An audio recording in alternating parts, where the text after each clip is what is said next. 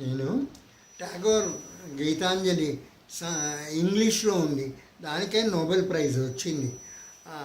ఆ గీతాంజలికి నేను సంస్కృతం రాశాను, సంస్కృతంలో శ్లోకాలు రాశాను. అందులో ప్యాసేజ్ నెంబర్ 4 ఉంది. ఆ 4వది నేను సంస్కృతంలో ఏ విధంగా నేను అనువాదం చేశానో అది ఇప్పుడు చదివి వినిపిస్తాను.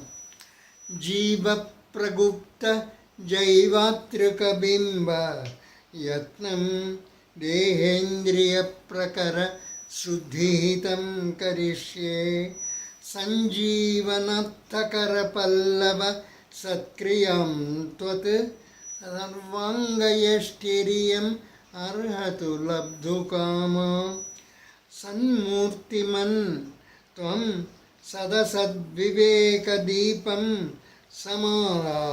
సమస్థాపితవాన్ మమంతః తమః ప్రధానాన్ని అసదః సమస్తవస్తూని నిర్వాసయితుం యతిష్యే ఉన్మూలయిత్వా విషచింతనాని ప్రేమస్వరూపం లతికాం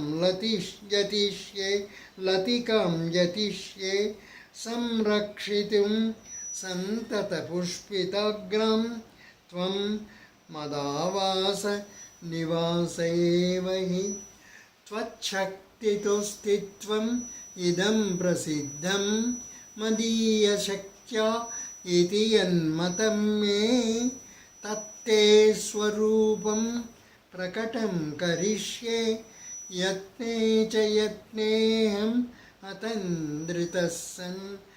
నేను మొట్టమొదట రాసినప్పుడే నన్ను ఈ శ్లోకాలు ఆకట్టుకున్నాయి. నేను అందుకనే నా ప్రార్థనలో నేను ఇంక్లూడ్ చేసుకున్నాను నేను రాసిన శ్లోకాలని. ఇప్పుడు అవి అయిపోయినాయి. 6వ ప్యాసేజ్ యొక్క ట్రాన్స్లేషన్ అనువాదం ఈ విధంగా పూర్తి చేశాను. చెప్పు, అర్థం చెప్పు. అర్థం చెప్పాలి కదా, అర్థం చెప్పు. ఈ 4వ ప్యాసేజీలో ఈయన టాగోరు ఈ ప్రామిస్లు ఇస్తున్నాడు. భగవంతుడు ప్రేయరు ప్రామిస్ రూపంలో ఉంది. ఇదొక ప్రేయరే. అయితే ఈ ప్రేయర్లో ఏం ప్రామిస్ చేస్తున్నాడు భగవంతుడు? 4 ప్రామిస్లు చేశాడు 4 శ్లోకాల్లో. ఏమిటి ఆ ప్రామిస్లో అంటే, మొదటిది నేను మళ్ళీ చదవనా శ్లోకాలు? అవసరం లేదు. సరే, ఏమిటంటే ఒకటి నెంబర్ 1, నేను నా యావత్ శరీరము కూడాను నీ యొక్క అనుగ్రహానికి పాత్రం కావాలి. నీ యొక్క చేతి యొక్క చలవ దానికి సోకాలి అని చెప్పుకుంటున్నాడు. అది మొదటి శ్లోకంలో. దాని తర్వాత నువ్వు నాలో వివేకం అనేటువంటి ఒక దీపాన్ని పెట్టావు. ఆ దీపం వెలుగులో నాలో ఉన్నటువంటి అజ్ఞాన అంధకారం ఏముందో దాన్ని అంతా తొలగించుకుంటాను అని 2వ మాట అదొక ప్రామిస్ చేశాడు. 3వ శ్లోకంలో ఏమిటంటే ప్రామిస్, నేను ప్రేమ అనేటువంటి నా ఇంటికి బయట ఒక క్రీపర్ ఒకటి పెట్టాను, అది ఆనందంగా నాకు ఉండటానికని చెప్పి. ఏమిటది? ప్రేమ అనేటువంటి ఒక లత అంటే ఒక క్రీపర్. ఆ క్రీపర్ పైకి ఎదుగుతూ ఉంటే నేను సంతోషిస్తాను. నా దేహమే ఒక ఇల్లుగా భావించుకుంటే ఆ ఇంటికి ఈ ప్రేమ అనేది ఒక లతగా వెలుగుతూ ఉంటుంది అని అంటాడు. అది 3వది. దాని తర్వాత 4వ దాంట్లో ఏమంటాడంటే, నాకు నువ్వు ఇచ్చింది శక్తి. నేను ఏ శక్తి అని నేను రాసే శక్తి నాకుంది, నేను రాస్తూ ఉంటాను. ఈ శక్తి ఎక్కడి నుంచి వచ్చింది? నీ వద్ద నుంచి వచ్చింది, నాదేమీ లేదు ఇక్కడ అంతా అంటాడు. అదే అంటాడు దీంట్లో 4వ దాంట్లో అంటాడు, నీ శక్తిలో నుంచి వచ్చింది ఈ శక్తి. స్వశక్తితోస్తిత్వం ఇదం ప్రసిద్ధం మదీయ శక్త్యా ఇది యన్మతం మే. ఇది నా యొక్క ఫర్మ్ బిలీఫ్. రమ్మే అందుకని నేనేం చేస్తాను, నీ యొక్క స్వరూపం ఏముందో అదే నా యొక్క స్వరూపంగా పరిణమించేటట్టుగా నేను ఎంచుకుంటూ ఉంటాను అని చెప్పాడు. ఇది 4. ఈ విధంగా ఈయన యొక్క ప్రేయర్ అన్నమాట. నాకు ఇది ఎంతో ఇష్టం. ఇన్ని ప్రేయర్స్ ఉన్నాయి గీతాంజలిలో, అయితే నంబర్ 4 ఇస్ టాప్ క్లాస్ అని చెప్పి నా యొక్క అభిప్రాయం. మళ్ళీ చదవనా? ఇంకొక మాట చదువుతాను, వినండి. ఏమిటంటే జీవ ప్రగుప్త జైవాత్రక బింబ లైఫ్ ఆఫ్ మై లైఫ్ అంటాడు Tagore. Life of my life అంటే దాన్ని ఏ విధంగా సంస్కృతంలో పెడతాం? నాకు అదే ప్రాణమైపోయింది. నా ప్రాణానికి ప్రాణమా అంటున్నాడు. లైఫ్ ఆఫ్ మై లైఫ్ అంటున్నాడు. అది ఇంగ్లీష్లో ఎంతో బాగుంది, అందంగా ఉంది. అయితే అది మనం సంస్కృతంలో కానీ తెలుగులో కానీ పెట్టుకుంటే నా జీవితానికి జీవితమా అంటే ఏం బాగుంటుంది?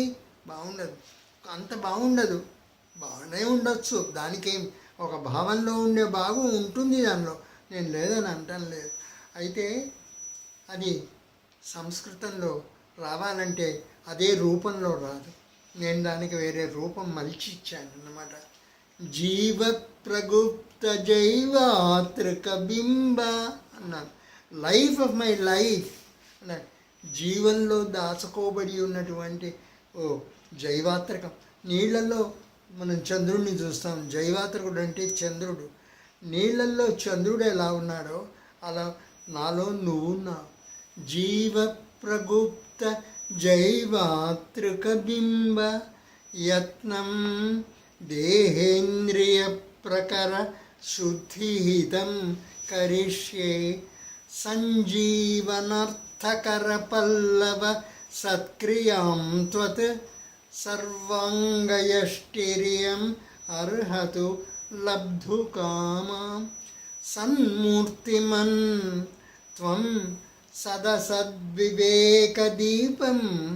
సమస్థాపితవన్ మమంతః తమః ప్రధానాన్ అసదః సమస్తవస్తూని నిర్వాసయితుం యతిష్యే ఉన్మూలయిత్వా విషచింతనాని ప్రేమస్వరూపం లతికం యతిష్యే సంరక్షితుం సంతత పుష్పితాగ్రం.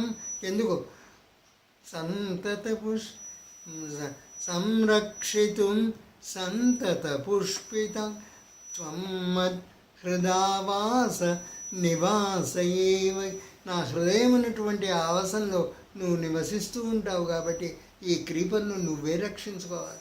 త్వం మద్ హృదావాస నివాసయేవ త్వచ్చక్తితో స్థిత్వం ఇదం ప్రసిద్ధం మదీయశక్త్యా ఇతి యన్మతం మే తత్తే స్వరూపం ప్రకటం కరిష్యే యత్నే చ యత్నేహం అతంద్రితః సన్. యత్నే చ యత్నేహం అతంద్రితః సన్.